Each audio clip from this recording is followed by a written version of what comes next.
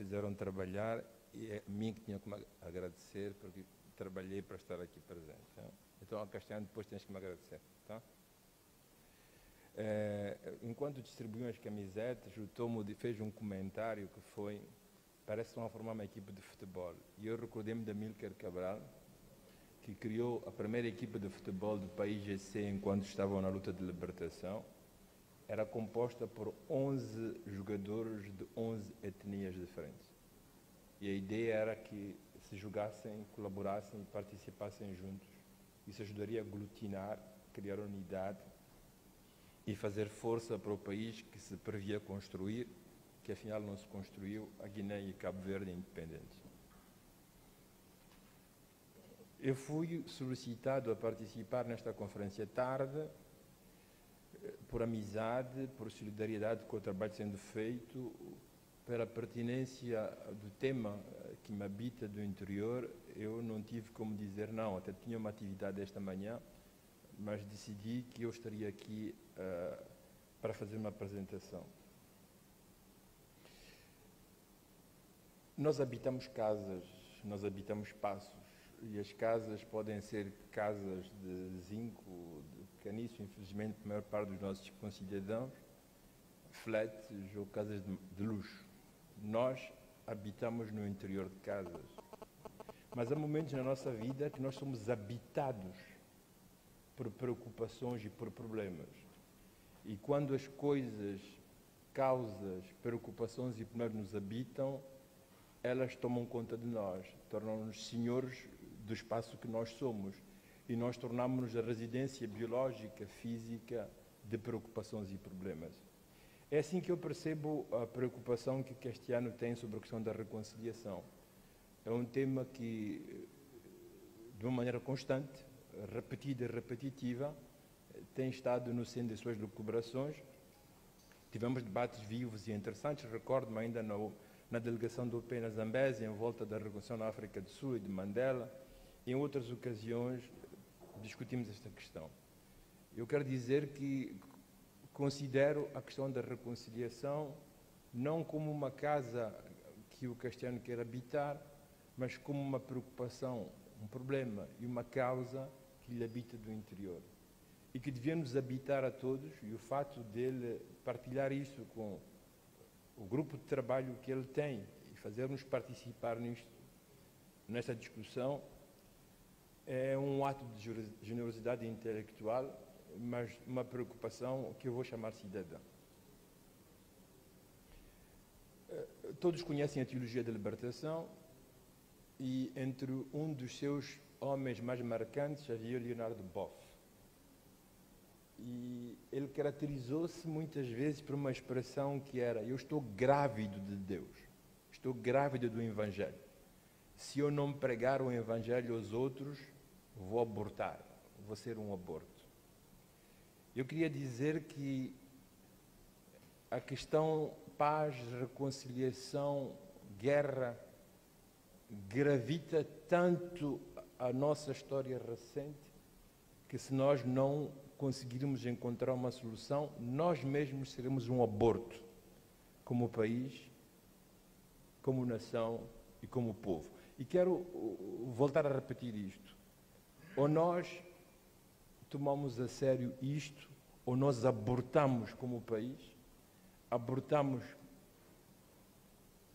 como nação e abortamos como povo.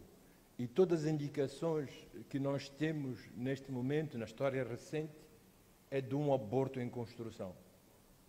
É de uma mulher que começa a ir recorrentemente ao médico, ao ginecólogo, e ele começa a dizer que, atenção, a criança está com deformações e que talvez ela não consiga sair com vida, que a mãe não consiga sair com vida, ou pior de tudo, que nem a mãe, nem o filho consigam sobreviver. E os indícios, quero voltar a repetir com força, que nós temos, são, para mim, preocupações que me levam a pensar que estamos num caminho de abortar como país e como povo. Abortar como país e como povo tem a ver com a integridade do nosso espaço territorial, da nossa unidade nacional. Abortar como povo tem a ver com a nossa liberdade como indivíduos, como sociedade e como espaço democrático que fomos paulatinamente e com dificuldades construindo. Já acabei o primeiro ponto. O segundo ponto que eu tratei aqui é o que é reconciliação. Já foi dito um bocadinho pelo Dr. Mazula, reconciliar é conciliar de novo. Recriar um espaço de comunidade, de comunhão. Mas só se reconcilia porque já houve conciliação e que essa conciliação pré-existente, a um momento dado, deixou de existir. Então temos que fazer o espaço de recriar aquilo que uma vez foi criado, mas pelas vicissitudes do tempo e das circunstâncias, foi de qualquer maneira destruído. Quer dizer que já tivemos um consenso como país e como nação e que esse consenso claudicou e que temos que reconstruí-lo. Eu penso que a gente tem que voltar para trás, para a história do nosso consenso. Eu não vou desertar muito sobre isto, mas tenho para mim que Moçambique teve 3 níveis de consenso.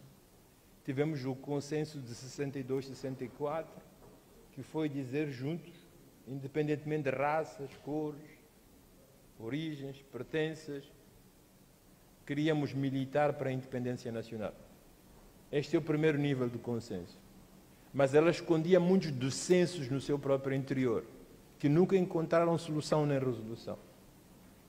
Tivemos um segundo nível de consenso. É quando nós dissemos que chega da guerra. Nós não queríamos continuar a nos matar, como estávamos a fazer, e que fizemos durante 16 anos, e tínhamos que ir para a paz.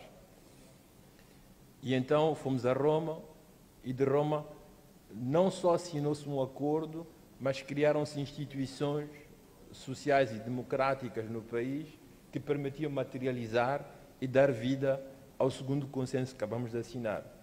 Visivelmente, esses acordos, como já foi dito aqui subejamente, não vingaram. Hoje temos um terceiro consenso paradoxal.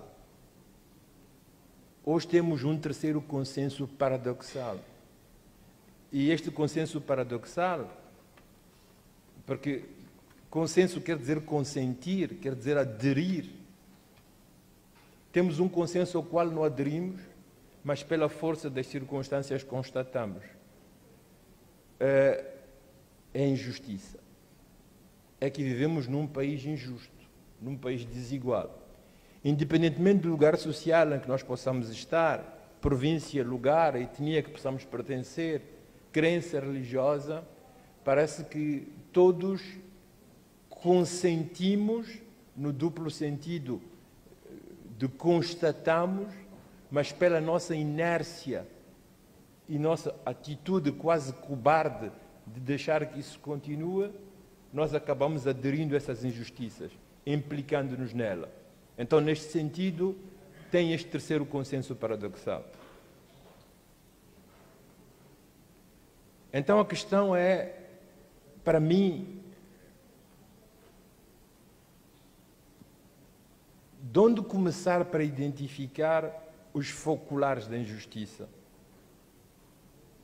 De onde começar, já que estamos em academia, para identificar os foculares da injustiça, que estão na origem daquilo que nós chamamos a necessidade de reconciliação a nosso próprio nível. Senhores, muito rapidamente, os historiadores olham para o passado, os sociólogos olham para o que acontece no momento dado, os filósofos olham para o dever ser, os filósofos estão preocupados normativamente a pensar como é que devia ser a sociedade. Mas a própria filosofia concebe isto de maneira diferente. Já que o Félix esteve em Iéna, vamos poder citar Hegel, o homem mais representativo desse lugar. Ele tem 2 concessões contraditórias daquilo que tem que ser a filosofia. De um lado, ele pensa na história, na filosofia como a coruja da Minerva, como aquela que chega tarde. Então ela é ligada a um repensar o que já foi, o que é história. Mas ao mesmo tempo ele entende a filosofia como uma apreensão de tempo através de conceitos. Quer dizer que aquela tarefa que comumente hoje nós damos à sociologia. Não é a Hegel que eu quero fazer referência, e não vou fazer muitas referências, vou fazer referência a um outro filósofo, talvez mais importante e mais marcante, porque na Gênese que nós chamamos de filosofia, Platão. E Platão tinha 3 ideias que eu queria partilhar, que são subejamente importantes para mim. Primeiro, Platão nasce e inventou Sócrates contra a paideia. A ideia da paideia era a educação das pessoas à heroicidade, a ser marinhos, a ser guerrilheiros, a saber fazer vingança, lutar contra outros, fortes, determinados, ser quase soldados. Platão, contra a ideia da paideia, introduz a ideia, para nós fundamental neste encontro hoje, a ideia do diálogo. Não do monólogo, não do polílogo. Polílogo significa muitas vozes a falar, mas sem se cruzar. O diálogo não é nem monólogo nem polílogo. Significa que as pessoas se encontram, se confrontam e em todo o diálogo falamos e ouvimos o outro, como dizia o Mazula. Mas ao mesmo tempo isto tem que acarretar a necessidade de uma transformação e de uma mudança nas nossas pré-compreensões, naquilo que nos motivava a sermos portadores de palavra. Mas o elemento mais importante de Platão foi a república, foi a Basileia que ele tentou construir, Basileus em grego, a construção de uma utopia, de uma sociedade futura que tinha que ser regida pela democracia. Depois desta parte, que eu vou chamar mais teórica, a gente não tem tempo para aprofundar isto, eu queria dizer isto. Quando nós falamos de reconciliação em Moçambique, falamos de facto de futuro. Só que nós fazemos o esforço de pensar na reconciliação sobre fatos do passado. Não temos a coragem, aqui não há senhoras, não é? Há senhoras? Eu queria dizer, se as senhoras não estivessem, eu queria dizer, não temos tomates suficientes para abordar a questão de frente como ela tem que ser abordada. Existem 3 níveis de conflito, 3 níveis de problemas e 3 níveis de preocupação. E nós continuamos a correr em volta deles e não queremos tocar no âmago da questão. A primeira é a DDR. A DDR, senhores, a reconciliação necessária entre a Frelimo, daquilo que resta da Frelimo, e a Renamo, daquilo que resta da Renamo, é uma guerra do século XIX. É uma guerra que começou, se eu penso em filósofo, em 1917, quando houve a Revolução de Outubro. E que, na maneira de conduzir as nações e países, ao lado do liberalismo, que é mais velho, data do século XVI, introduziu-se a ideia de uma organização da sociedade ligada a um sistema chamado socialista. Este conflito entre este binômio liberalismo-socialismo começa com Lenin em 17 e só termina com a caída do Muro de Berlim. Por isso Fukuyama, neste sentido, teve razão a falar do fim da história. Não havia ou deixava de haver uma alternativa socialista na governação de países. A única que prevalecia era a governação liberal, numa confusão incrivelmente perniciosa entre o liberalismo econômico e o liberalismo político. Moçambique foi apanhado na teia deste conflito. Moçambique declarou-se socialista por razões históricas desse mesmo conflito. Moçambique foi agredido pela África do Sul em nome desse conflito. A Renamo foi inventada em nome desse conflito, só que o conflito acabou, mas alguns restícios ainda fazem com que aquele fim do conflito exógeno continue a prevalecer entre nós. Há uma anedota que se conta que depois da Segunda Guerra Mundial passaram algumas pessoas num lugar qualquer, na Bélgica, e quando estavam a passar havia soldados, era já 1946. Eles queriam posicionar-se para disparar contra o inimigo. Os outros diziam, epá, tu não ouviste dizer que a guerra acabou. A guerra já está, já há mais um ano que a guerra não existe. Havia gente nas trincheiras. Nós temos ainda pessoas em trincheiras a fazer uma guerra do passado. A guerra da Frelimo Renamo, aquela guerra de 16 anos, é uma guerra do século XIX, de 1917 ao fim da Segunda Guerra Mundial, do Muro de Berlim. Depois temos a guerra de Cabo Delgado, é o segundo focular de conflito. Essa é uma guerra contemporânea. Logo depois de Fukuyama, a principal reação foi Huntington, quando falou do conflito de civilizações. E esses conflitos de civilizações parece que ganharam forma na inteligência e no pensamento filosófico e político do início do século, com o ataque das Torres Gêmeas em Nova Iorque. A construção do Estado Islâmico, as guerras da Síria, quer dizer que o inimigo do chamado homem livre, o mundo livre, para falar como Popper, tornou-se o Islão. E de repente nós, que não tínhamos nada a ver com isso em termos de conflito, tornamos uma das arenas desse mesmo conflito. Então a guerra do século XXI, a guerra contemporânea, aquela que mundializou e meteu Moçambique nos foculares do mundo, foi a guerra de Cabo Delgado, porque ela foi percebida, ou é percebida em parte, como uma guerra ligada àquilo que se chamam os conflitos de civilizações, para usar a expressão de Huntington. Eu, muito pessoalmente, penso que, apesar disso, isso ser em parte verdade, alguns fatores facilitam e fazem com que Cabo Delgado, quer dizer Moçambique, esteja no centro desse conflito. Primeiro, as nossas contradições. Machel falaria de insuficiências ligadas a questões étnicas ou tribais, nunca verdadeiramente resolvidas e que são ressuscitadas com os conflitos atuais, as questões das discrepâncias sociais e económicas. Eu tenho um amigo que foi bispo de Cabo Delgado, foi meu colega de escola, no seminário aqui. Ele nasceu em Maputo, de uma família muito pobre, muito mais pobre do que a minha. E ele diz-me uma vez assim, Severino, eu cheguei em Cabo Delgado, aquilo era terrível. Não há estrada, não há escola, não há construção, parece que é um lugar esquecido de Moçambique. Eu sou bispo, tenho que ir para todos os lugares, e cada lugar que passa é um desastre. Nós não pensamos suficientemente em redistribuir o pouco que tínhamos entre todos nós. Quer dizer que é uma questão social importante e presente no nosso espaço. Porém, eu tenho para mim que, para além das questões religiosas, questões económicas e sociais, questões étnico-tribais, existem as descobertas de recursos.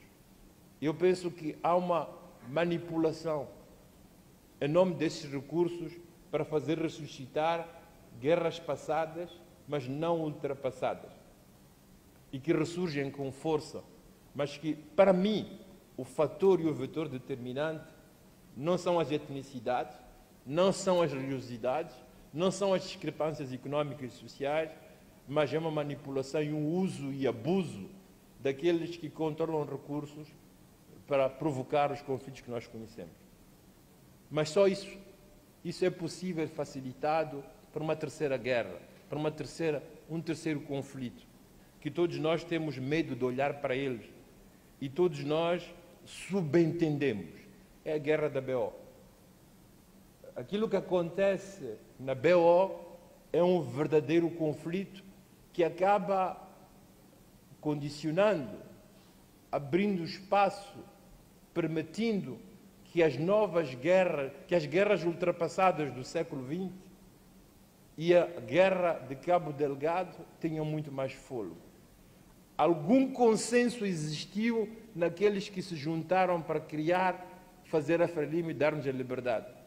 E dentro deles há um dissenso enorme, que não encontrou resolução no interior do próprio partido e que esfoja no exterior até chegar ao campo do jurídico. Este conflito, este desentendimento entre pessoas e grupos, aliciadas por interesses económicos, correm o risco de arrastar nação e povo e fazer com que Moçambique, como eu dizia no início, seja um aborto. corremos o risco de abortar como país e como nação. Quer dizer com força isto. E esse aborto não tem a ver com a guerra da Renamo Frelimo, tem em parte a ver com Cabo Delgado, mas tem essencialmente a ver com desentendimentos internos no interior daquele único grupo e força que não simplesmente criou um consenso, mas que através dele permitiu que Moçambique fosse um país independente que nós somos hoje. A nenhum momento em BOO se falou do nome do presidente Guebuza, mas está subentendido. A nenhum momento se falou do presidente Nyusi, mas está subentendido. A nenhum momento se falou do presidente Chissano, está subentendido. E por trás deles são grupos, gangues de interesses que não se conseguem meter juntos e reconciliar. E arrastam com os conflitos que eles têm toda uma nação, todo um povo composta por 30 milhões de habitantes. Cobardes que nós somos, continuamos a fingir que não vemos. Continuamos a fingir que não sabemos. O que é que isto vai arrastar? O que é que isto vai acarretar? O que é que isto vai comportar? Moçambique vai ser intacto depois do que acontece na BO? O nosso povo vai ser livre? Vamos ser democracia? Quais são os perigos que isto acarreta para nós como indivíduo e como povo? Começou-se a falar do terceiro mandato. Começou-se a falar do terceiro mandato porque era preciso dar mais uma oportunidade, porque o presidente não teve possibilidade de governar. Começou-se a falar do terceiro mandato porque uma via escreveu esta semana porque era antidemocrático em termos de 2 mandatos. Começou-se a falar da ratificação do artigo 195 para que, em vez de ser terceiro mandato, fosse mudarmos a Constituição, porque como os governadores e administradores são eleitos num coletivo, também elegêssemos um coletivo, como na África do Sul, eles escolhessem um presidente. Começou-se a falar de Rubins para o Ruanda. Começou-se a falar... É muito fogo. A gente não vê o fogo sem ver o filme, mas alguma coisa não está bem. Não sabemos o que o presidente foi contratar na França, não houve uma discussão aberta no Parlamento, não houve uma transparência clara do que se acordou nos espaços de debate público. Então isso permite zunzuns, isso permite boatos. Não sabemos qual é o nível de envolvimento do presidente que nos governa, a quem temos que fazer confiança para garantir segurança e continuidade do país naquilo que nós chamamos de dívidas ocultas. Eu quero vos dizer o seguinte.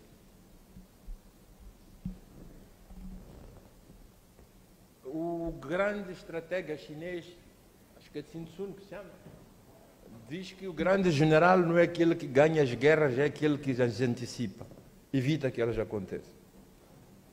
O Biden, na tentativa de apagar o seu antecessor, mandou sair, como tinha feito o antecessor, as pessoas do Afeganistão.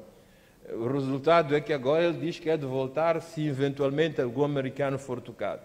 Talvez a prevenção, a prudência, teria levado a que ficassem e continuassem o trabalho da retirada e teria evitado muitos desastres, não só para os americanos, também para os outros.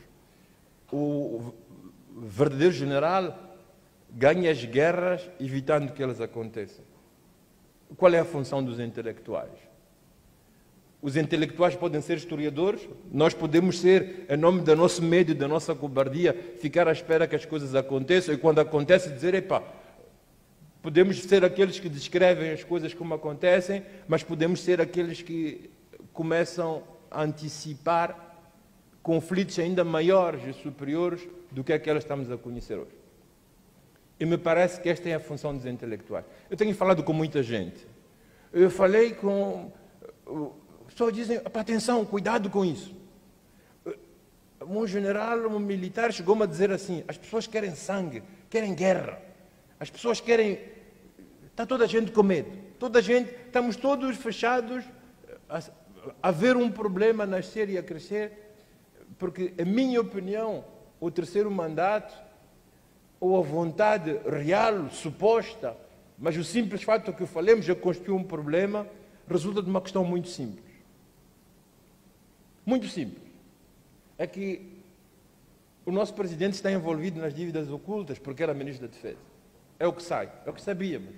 A nenhum momento ele pronunciou-se em volta disso. Mas vocês façam, eu vos faço um quadro. Imaginem que o nosso presidente seja responsável e culpado. Enquanto o presidente, ele está protegido pela imunidade que tem. O dia que deixasse de ser presidente, poderia, como Zuma, correr o risco de ir à prisão. Então, o que é que faz um homem? O que é que faríamos, cada um de nós aqui? Continuaríamos a todo custo de manter o lugar onde nós estamos, porque essa nos garante liberdade, paz a nós e os nossos. Isto é uma atitude humana. Qualquer de nós faria a mesma coisa.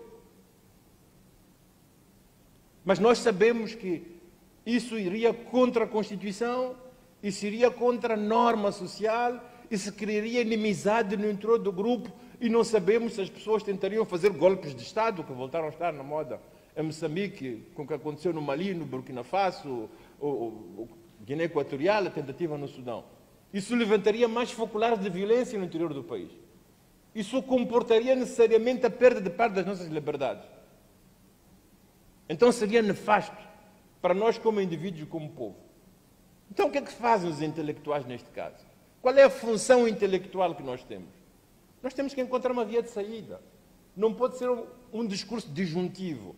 Ou ficas na presidência e tens imunidade, ou sai e vais para a cadeia.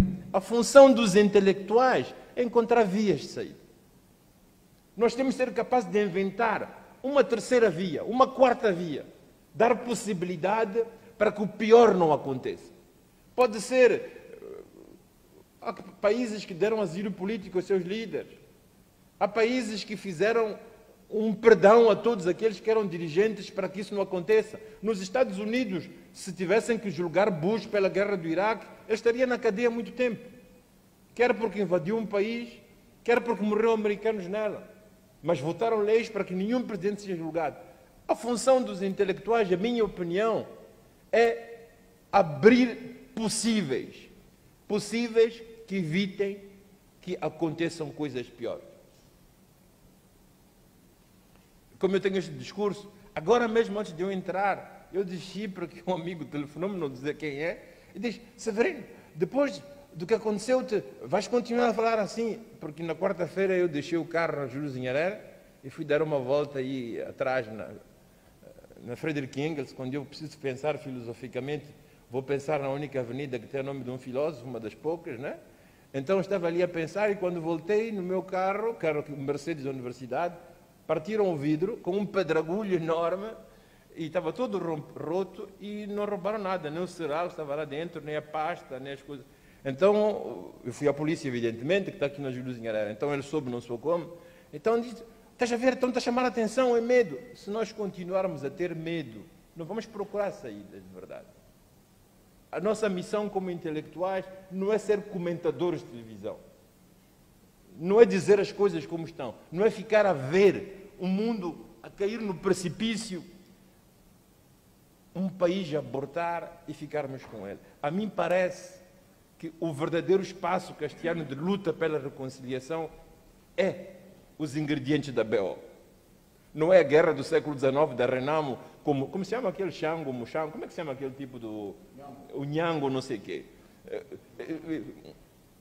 Não é aí o problema. E a própria guerra de Cabo Delgado, ela só é possível e é facilitada pelas nossas incongruências internas. E essas incongruências estão na BO. E é aí que temos que ter coragem de dizer: ninguém tem direito a hipotecar a vida de 30 milhões de habitantes. Nenhum grupo está autorizado a meter em causa o futuro de milhões de crianças que o Castiano dizia não têm uma refeição por dia. E os países se fazem com coragem e determinação, jovens, cidadãos, intelectuais, e tomarem a dianteira do que deve ser. Esta é a missão da filosofia. E eu penso que aqui tem que incidir a nossa verdadeira reflexão sobre o espaço, a necessidade e o lugar da reconciliação no nosso país. Obrigado.